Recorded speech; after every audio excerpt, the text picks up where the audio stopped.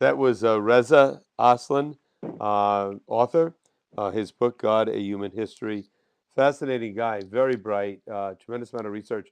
And Phil, I was reading his background. He was at the University of Iowa writing workshop where he got a master's degree, and he was awarded, I think, the Truman Award there for his writing skills. And then he also has a degree, I think, from Harvard Divinity School and a PhD from somewhere else. I mean, so he's very scholarly, but his books are well written. It's a wonderful narrative, easy to read, but very thought provoking.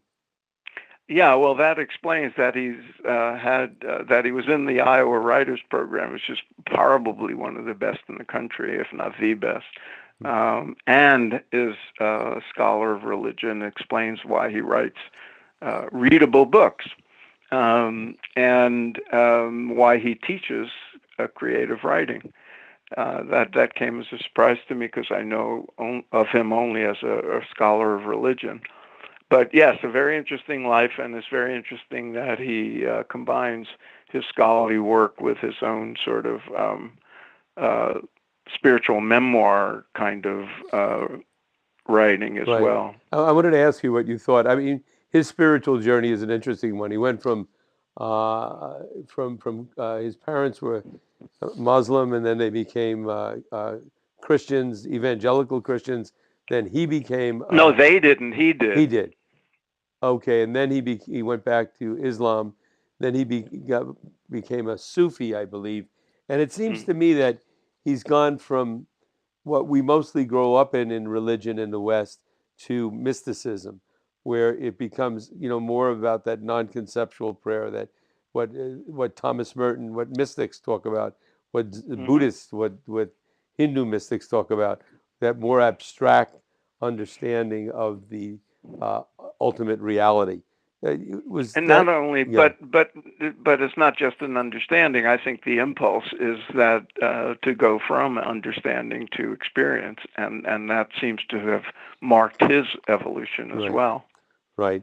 And I still can't get my head around the concept of death and how the drop merges Well, with the ocean and how that is not different than complete obliteration. And I'm sure there's people out there listening to this podcast that are thinking, "Oh, Dennis, no, that's an easy one to describe and understand." If so, please write me and Dennis Ramundi at Gmail and well, let here's me the thing. know. Explain that to This me. is this is why I lean toward reincarnation, because people read about, usually in the context of Hinduism, this notion of getting off the karmic wheel and merging with the divine and becoming one. And that's a hard one for people to imagine because they don't want to give up the individuality. Now, two things to be said about that. One, there are schools within Hinduism, within the schools that believe we come back over and over again to learn our spiritual lessons and eventually become one with the divine, that say you retain some individuality even after liberation and enlightenment. Right. So that makes it even more mysterious Right. that you can, within that tradition, Right. there's even disagreement. Well, But yeah. but How? the other piece, Go ahead. Go ahead. the other piece of that is, I think the notion with reincarnation that you eventually don't come back and that you merge with the divine and the absolute. That's only when you've lived all your lessons and you've learned all you can and you've done with it. It's like not wanting to go back to high Right. school Right. after you graduate. No, but So it's for us, it's hard to no, imagine. But no. But let's say one's learned all one's lessons and gone through that. What is the difference between merging with the cosmic ocean, with the absolute, and going unconscious or just being obliterated? because at that point in the Are you person's omnipresent? evolution, and in that point in that person's evolution, their individuality is meaningless.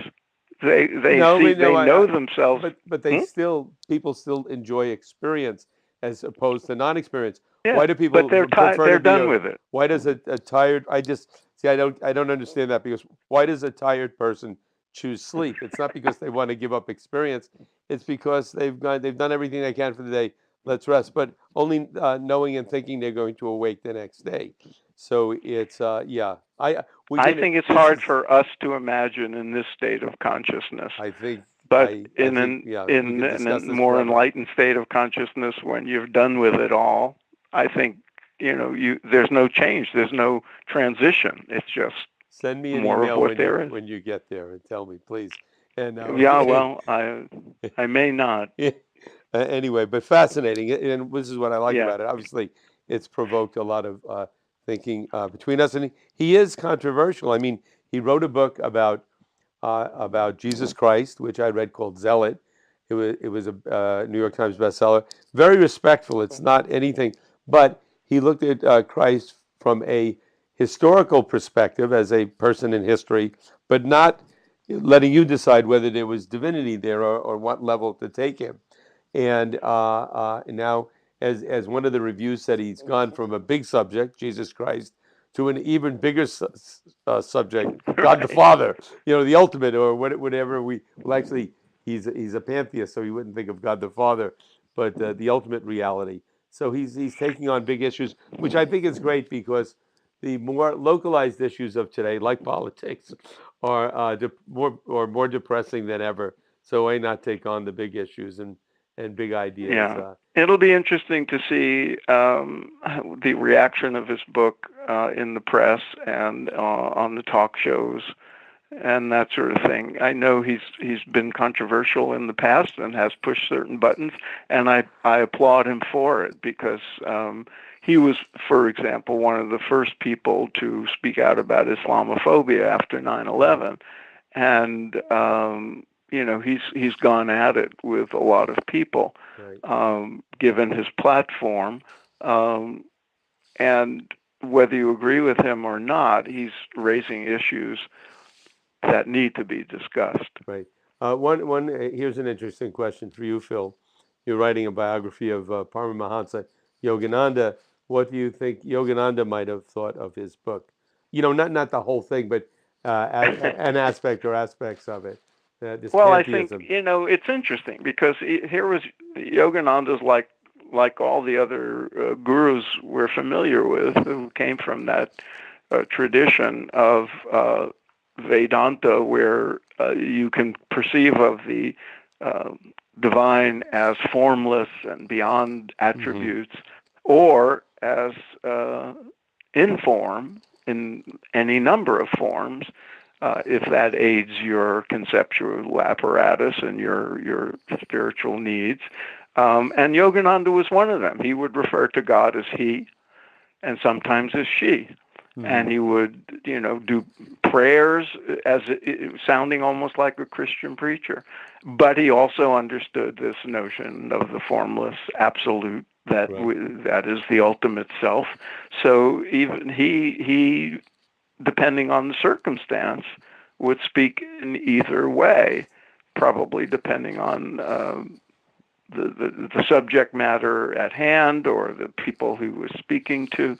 And I think that's one of the attributes of that school of Hinduism that we call Right. Vedanta, that Yeah. it can be understood, the divine can be understood either way. Yeah. Ramakrishna, it said, used to, when people came to him, he would begin by saying, do you want to talk about God with form or God without Right. form? Right. Well, in Maharishi Mahesh Yogi, Science of Being and Art of Living, that book, which I read long ago, I've actually read it a few times.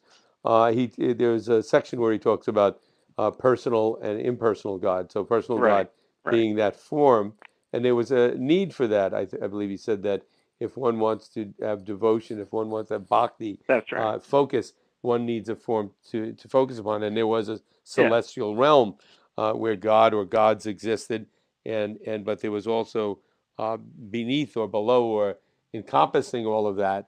The ultimate reality was this non-changing, formless. So both were there. So it's something Yeah, for and everyone. that's sort of built into Right. the Vedic tradition, where people have often misunderstood the religion of India as the main religion of India as polytheistic because of all the personifications of the divine. But it's well understood even by ordinary people that they're all just images that we give to the divine, which has an infinite possible number of images, but there's only one eternal, unexpressed, inexpressible, ineffable being. Great. Well, food for thought for sure. The book, Yeah. God: A Human History. It's out on it's on Amazon and in your bookstores everywhere. If bookstores still exist, they do. They do, and Sure. Random House will want you to go buy it. Great. All right. Till next time, Phil. Okay. Good one. Bye.